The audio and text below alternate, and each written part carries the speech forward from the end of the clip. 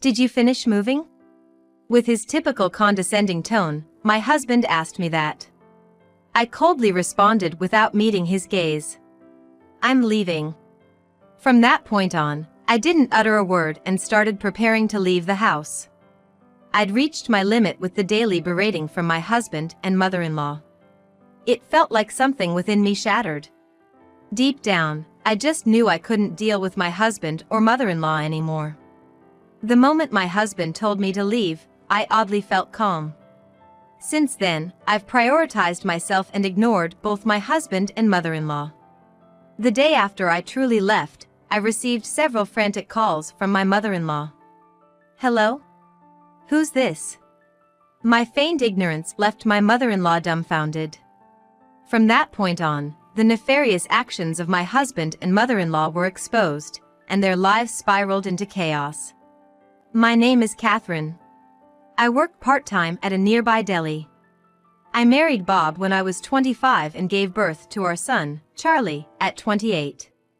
Now, as we celebrate our 25th wedding anniversary, we're both 50. Just recently, Charlie graduated from college and began his life as a working adult. It felt like a weight had been lifted off my shoulders. These 25 years weren't just full of joy, there were hardships and memories from the past that occasionally haunted me. Looking back, I don't think Bob and I were ever that great of a couple. We never thought about divorce, but we did have our fair share of big arguments stemming from little things. We'd clash and then not talk for a while. But once Charlie was born, those moments became less frequent. Bob had always wanted a boy, so Charlie was like a dream come true. However, I personally felt that I didn't want any more children and decided to focus on raising Charlie properly. For Bob, having one male heir seemed to be enough, so there was no issue there. Of course, my relationship with Charlie wasn't always smooth. He went through his rebellious phase like most kids, and we had disagreements about his future. But Charlie was always straightforward. He was clear about what he wanted and what he needed to do, and he never hesitated to share his opinions with us. I felt that Charlie should do whatever he wanted, but Bob seemed to have a different idea. Listen up, a man's worth is in his education. I'll never approve if you just finish high school. And if you go to college, it better be a top one, or I ain't paying. With that, Bob tried to force Charlie onto a path he laid out. But Charlie wasn't one to stay quiet. In the end, he clashed with Bob and chose a college with the program he wanted. Despite these issues, Charlie successfully graduated, and that's something to be thankful for. We're both still 50 and looking forward to our second life. Lately, we hadn't been fighting much, and I thought maybe we could have a peaceful time in our later years. But those faint hopes were soon shattered. A visit from my mother-in-law dramatically changed my life. One day, after work, I returned home and strangely found a pair of women's shoes at the entrance. Wondering if we had a visitor, I headed to the living room to find my mother-in-law there. When she realized I was home, she let out an exaggerated sigh. Then Bob, with a lazy tone, said, "Mom wants to live with us. She says she's lonely living alone. She's already given up her apartment, so it seems like the only option is for her to stay with us." Apparently, after the recent passing of my father-in-law, she felt lonely and decided to rely on her son, Bob. While I understood her feelings, I wasn't thrilled about the sudden decision to move in. To be honest, I've always had difficulty dealing with my mother-in-law. Until now, it was just Bob, Charlie, and me living together, but there was a time when we briefly lived with my in-laws. It was right after we got married. Back then, my mother-in-law was adamantly against Bob, her son, moving out after our marriage. She said it'd be best if we all lived together, and she pushed the issue rather aggressively.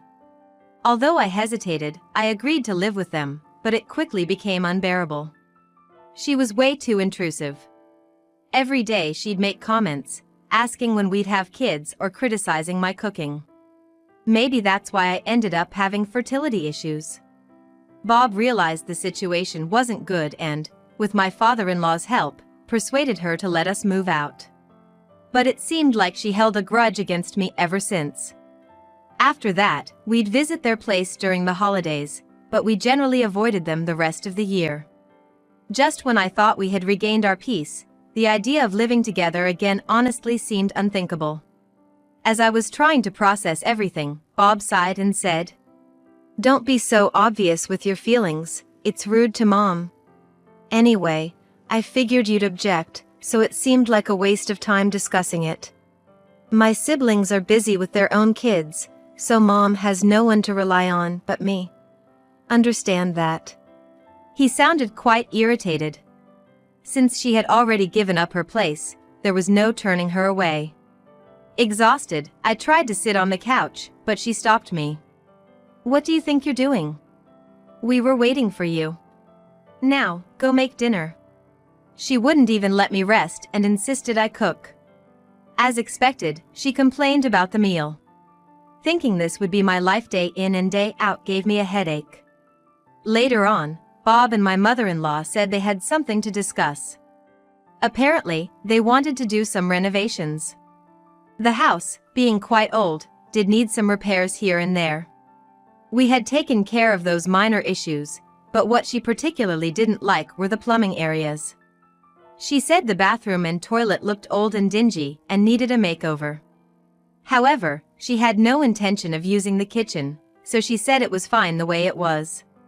Our mortgage was set up to finish when we turned 60, so we still have about 10 years left on it. Even so, I wasn't keen on the idea of renovating, but something happened a few days later. Unbelievably, while I was at work, she took it upon herself to get an estimate and even signed a contract with a contractor. To make matters worse, Bob withdrew a large chunk from our retirement savings without my knowledge, costing us thousands of dollars. When I confronted Bob, he lost his temper. "This house is in my name, I can do whatever I want. Why's someone like you, with a measly part-time job, always butting in?" I was speechless. He didn't seem to understand the sacrifices I made, giving up my career for our family. Holding back tears was tough. It's been about 6 months since we started living with my self-centered mother-in-law. At first, she seemed to have moved in because of loneliness, but as time went on, I started suspecting other motives. She seemed worried about her own care in her old age and finances. Turns out, she almost had no inheritance from my late father-in-law and had no savings of her own. She never took out any life insurance, and even then, her hobby was playing slot machines, which just baffled me. Currently, she's unemployed and receives a pension. I knew my father-in-law had been contributing to a pension for years, and she should be getting a decent amount from that, but she always claimed to be broke. The reason? Every time she receives her pension, she blows it all on slot machines the same day. So she always tried to make me pay for everything she needed. We're not exactly wealthy, and because of her, we've been forced to cut back on a lot of our expenses. And yet, she'd constantly make lavish requests without contributing a dime. She'd often say she wanted to eat out or wanted expensive cosmetics to stay looking young. Since Bob didn't like spending money on anything other than himself, my mother-in-law would always come to me asking for cash. Initially, I'd help her out, buying her essentials and occasionally giving her some money. But it added up over time.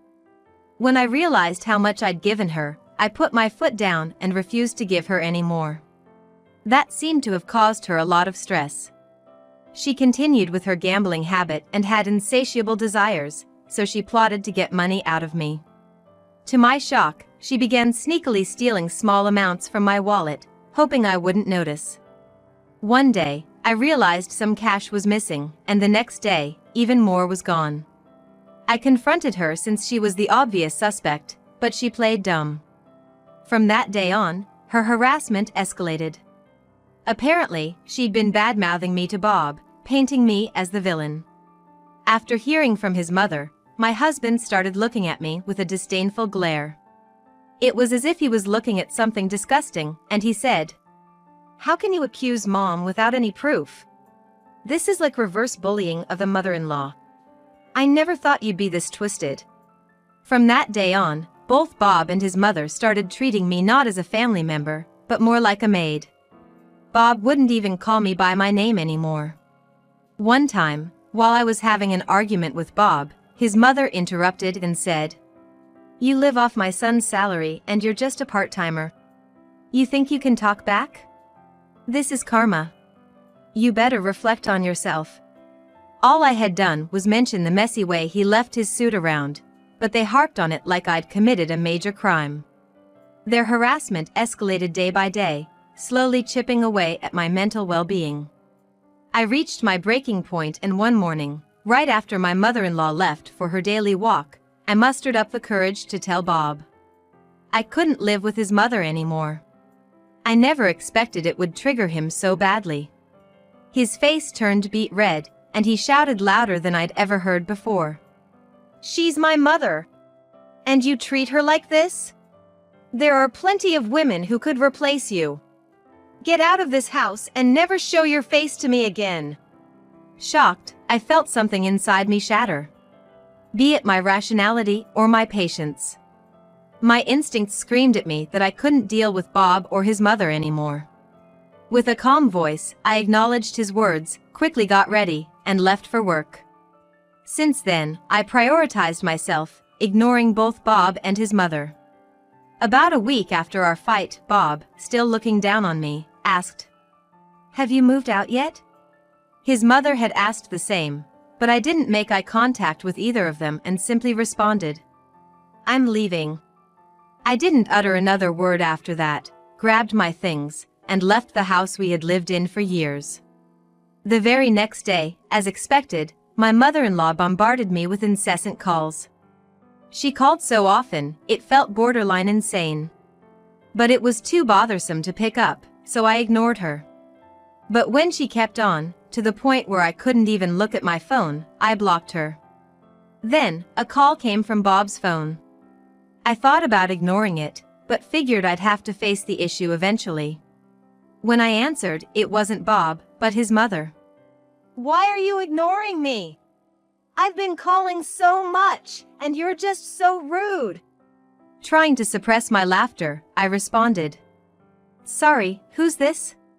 "This number belongs to my husband, Bob, but some strange woman's calling.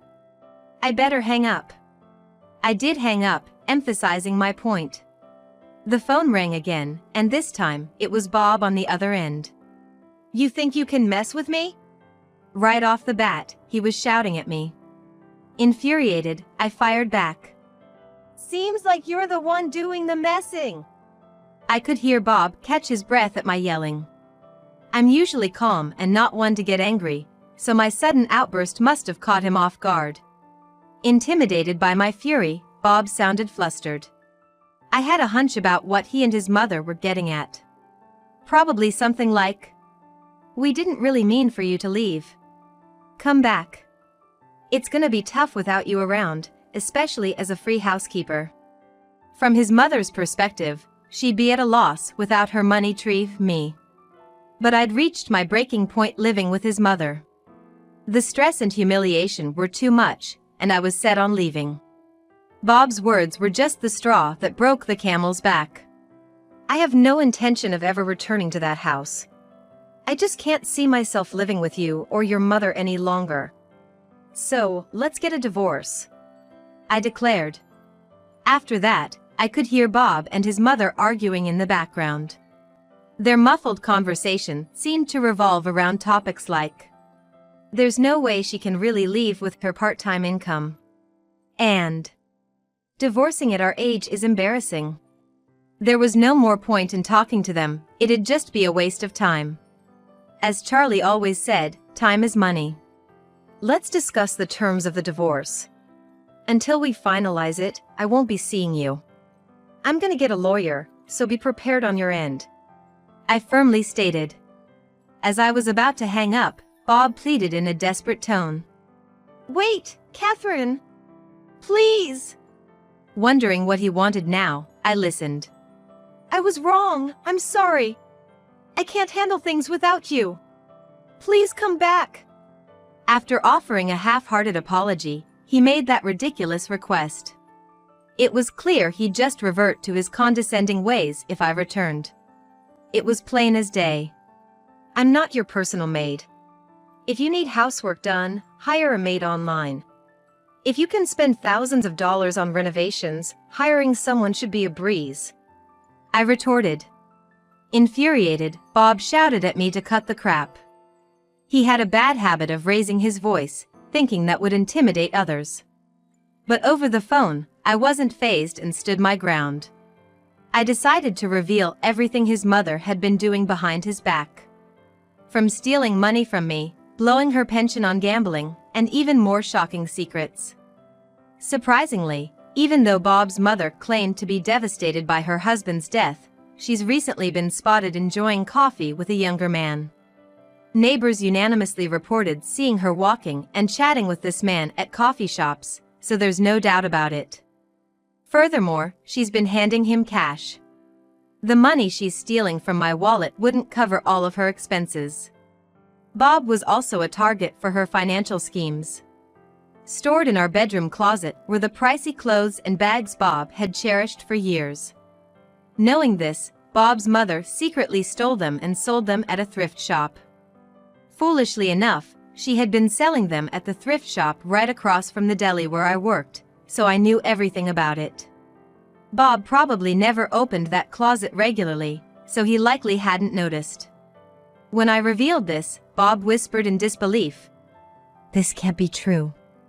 Suddenly, there was commotion on the other end of the call.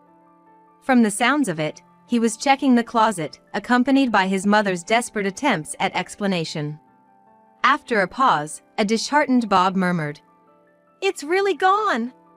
All the brand name bags and clothes I bought when I was younger are missing." In response, his mother continued to feign innocence, even suggesting that a burglar might have been responsible. That's impossible. When we built our home, we prioritized security. We have a contract with a security company and have installed surveillance cameras. If an intruder broke in, a security officer would have been alerted. The evidence pointed only to an inside job. Do you see now? Your mother, using the death of your father as an excuse, really aimed for our money. The police can't intervene in these civil matters, so you're gonna have your hands full, huh? I pointed out. Hearing this, I could discern Bob's stifled sobs. He said he would contact again regarding the divorce. I emphasized I was set on divorcing him, but he hung up without responding. Days later, Bob, his mother, and I met at a local diner to discuss further. Bob had mentioned in a text that he was considering the divorce, and I had taken his word for it. Seeing them face to face, both appeared haggard, as though they had lost weight. The receipt from her purse confirmed she had sold Bob's belongings, and he had no choice but to accept the reality. His mother seemed much more subdued than before. She sat there, shrinking into her seat, avoiding eye contact. After a prolonged silence, Bob finally spoke. "I found out she's almost out of money. I'm thinking of getting her a place in a public housing project. Of course, I won't be helping her financially. That's fair, right?" I didn't agree. My only goal in attending the meeting was to discuss our divorce. Given the direction this conversation was heading, it felt like things were moving towards a reconciliation. I tried to change the course. "Do what you want regarding your mother. The only thing I want is a divorce. Nothing else." Seeing as I already regarded Bob as a stranger, I said this with a cold tone. The next moment, his head dropped so low it almost touched the table, and he began to plead. "I'm so sorry, Catherine. Please don't divorce me. I promise I'll never make you upset again. I'll repay all the money my mom took from you. Please, I beg you." Despite his feeble pleas, I couldn't feel any sympathy. Bob clearly had no intention of divorcing, and his mother just looked flustered and anxious. If pushing them wasn't working, I thought I might have to use another approach. I sighed and pulled out a photograph from my bag. The moment they saw it, both Bob and his mother's faces turned even paler. It was a picture of Bob walking hand in hand with a young woman. As it turns out, Bob had been having an affair with a coworker behind my back. And this wasn't something recent. It's been going on for over a year. When I first discovered Bob's affair, our son Charlie was still in college. I thought if I filed for divorce then, it might impact Charlie's future, so I kept silent. The other woman was in her late 20s and single, so as long as I kept quiet, it likely wouldn't escalate into a bigger issue. I assumed it was just a fling for Bob since he's much older. I thought that since Charlie would soon be independent, I could overlook the affair. Fortunately, Bob never touched our savings, and I felt dealing with a divorce over an affair now would be too much hassle. However, after the recent stress from my mother-in-law and how Bob treated me, I hit my breaking point. If he didn't agree to the divorce now, I was prepared to play this trump card. It was my last resort and I never thought I'd actually have to use it. For 25 years, I've shared my life with you and never thought of divorce. But seeing the situation now, can't you tell? I've reached my limit. Now that it's come to this, I'll hold you accountable for the affair too. Upon hearing this, Bob began to shake uncontrollably. As I had anticipated, he begged me not to divorce since it was just a fling. His mother also tried to intervene, saying it would shock Charlie. But it was futile. Because I had already told Charlie everything. Bob was stunned to realize that Charlie knew about the situation. At that moment, Charlie, who I had called earlier, joined us. Sitting beside me, he gave Bob and his mother a stern look. After a heavy sigh, he directed a disdainful gaze at Bob. "Dad, you've really disappointed me. When I heard about the affair, I was shocked, but what Grandma did was even worse." Hearing that, Bob's mother looked like she was on the verge of tears. Even if she didn't like me, hearing such words from her grandson, Charlie, must have been quite a shock. But Bob, in his pitiful state, became defensive. "Hey, this doesn't concern you. After all I've done for you, what's with that attitude? You're getting too big for your britches." In such a manner, using his position as a father, he started to scold Charlie. But Charlie, looking perplexed for a moment and then reflecting, replied, "Dad, you never really cared about family, right? Work was always your first love. Mom took care of everything at home, even paid for my high school and college. I always thought you were just someone who lived with us." Bob was left aghast, not expecting such words from his own son. His mother was equally shocked, especially learning that I was the one who financed Charlie's education. It was high time for Bob to realize his irresponsibility. The truth is, ever since he was young, Bob had a terrible habit of wasting money. Much like his mother, who spent lavishly on slot machines and outings with younger men. Like mother, like son, I guess. Even before we were married, I was concerned about this and had been saving for Charlie's education, sacrificing my own desires. While K-12 education is manageable, college in particular can be costly. The reason we didn't have more kids was partly because of this financial strain. Thankfully, Bob took care of the mortgage and utilities. But I managed all the other expenses, including groceries, entertainment, and Charlie's activities. Since Bob never pitched in. With my part-time job earnings and the $300,000 inheritance I received from my parents, I managed to adjust and never faced any economic hardships. I take pride in the fact that I never made Charlie sacrifice anything. At this point, Bob interrupted my narrative. "But I did make the payments, didn't I? Making it sound like I had no involvement is wrong." His mother chimed in agreement. It was clear that they were both self-centered, but I continued to state my case. To start with, I also contributed to our living expenses, and I was the one who managed the funds for Charlie's education. So, you have nothing to brag about. Also, you never gave Charlie even a single cent as a gift or allowance, right? Your husband discreetly gave me money, which I saved for Charlie. They were both left speechless. Charlie then added his voice to support me. "In the end, Dad, you only saw me as your heir and nothing else, right? Mom was the only one who supported me during my college years. And Grandma, sorry to say, but I hardly remember you." Hearing this, his grandmother was in tears, begging Charlie not to be so harsh. But Charlie was just telling the truth. My parents adored Charlie until their last breath, often spending time together. But he hardly had any interactions with his paternal grandparents, so it's no surprise he doesn't remember much. At least he acknowledged and appreciated the monetary gifts he received from his grandfather. This seemed to be the final blow, and the two were completely downcast. I turned to Bob and said, "Had enough? This is the reality. I want a divorce, and Charlie is on my side." I promptly stood up, paid for my coffee, and left the cafe. Charlie followed, giving a wry smile. Bob sat motionless, pale-faced, while his mother looked devastated. Afterward, I divorced Bob. His affair was exposed at his workplace, leading to his demotion and transfer. Although the woman played the victim at her company. However, her act didn't last long, and the truth of her initiating the affair surfaced, leading to her voluntary resignation. Post-divorce, Bob continued to live in that house with his mother. With no one to manage household chores, their home was in complete disarray. Furthermore, due to education fees, Bob's spending habits, and reckless home renovations, their savings were meager. Bob was devastated to learn this. Now unemployed and addicted to gambling, burdened with a house loan and an estranged family, Bob was living a tough life.